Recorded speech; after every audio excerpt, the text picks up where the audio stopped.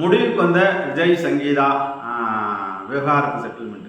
ஆகவே நண்பர்களே, நம்ம வந்து ஒரு பர்சனல் லைஃப்பை வந்து எடுத்து பேசுறது அப்படிங்கிறது நம்ம இது இல்லாமல் நிறைய நண்பர்கள் விஜயோட விவகாரத்தை பேசுங்க இதில் பேசுறதுக்கு என்ன இருக்குது, அவங்களுடைய சொந்த வாழ்க்கை, அவங்களுக்கு குழந்தை ஆயிடுச்சு, அவங்களுக்கு குடும்பமாச்சு. ஆனால் தமிழ்நாட்டில் ஒரு பெரிய விஷயம் என்னன்னு கேட்டால், தமிழ்நாட்டு வாக்காளர்கள் வந்து பார்த்தீங்கன்னா என்றால் விஜயகாந்தை தூக்கி பிடித்து சரத்குமாரை கவுது விட்டதுக்கு காரணம் என்னன்னு பார்த்தீங்கன்னா, தனிப்பட்ட வாழ்க்கை எப்படி இருந்தாலும் பொது வாழ்க்கைன்னு வரும்போது ஒரே மனைவியோடு விஜயகாந்த் அவர்கள் 1000 விமர்சனங்களை தாண்டாலும் பிரேமலதாவுடைய கடைசி வரும் வாழ்ந்து நன்மதிப்பை பெற்றார். அதுங்கிறது வந்து ஒரு பெரிய விஷயம்.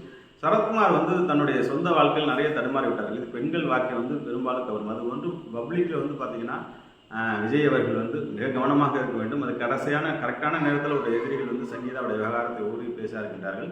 இப்பொழுது நமக்கு வந்து தகவல் ஒரு செட்டில்மெண்ட்டில் முடிஞ்சிருச்சு அப்படிங்கிற மாதிரி தான் இருக்குது.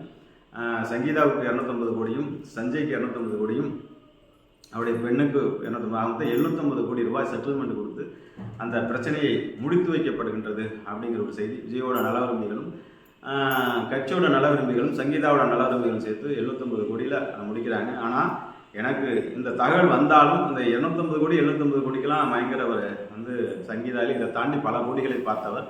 அவர் உண்மையான லவ் பண்ணி லண்டன் ஸ்ரீலங்கா தமிழ்லேருந்து வந்து விஜயை லவ் பண்ணி பல விஷயங்களை தாங்கி கொண்டாலும் இதற்கு மேல் விஜயோட பர்சனல் விஷயத்தை நாம் தலையிட வேண்டானாலும் பப்ளிக்னு வரும்போது மக்கள் இதெல்லாம் கவனிப்பார்கள். இந்த விமர்சனங்களை தாண்டி நீண்ட ஒரு அரசியலில் நிற்க வேண்டும் என்றால் அவர் இந்த விமர்சனங்களுக்கெல்லாம் முற்றுப்புள்ளி வைக்க வேண்டும்.